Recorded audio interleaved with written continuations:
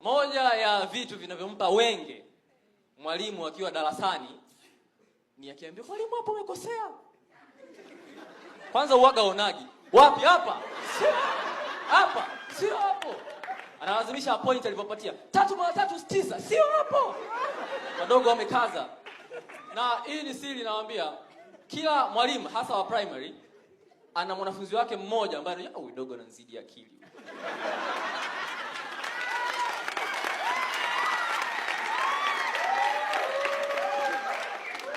Sasa unakuta mwalimu ana solve maswali pale, ka solve jibu kapata 8.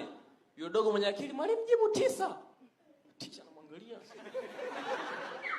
Sasa aweze akakubali kama amekosea kweli. Kwa anamfuata kwenye dawati, umetumia ile njia ndefu au ile fupi? Maana inategemea. Ukiapproximate inakuja 9, ukirudisha inabaki 8.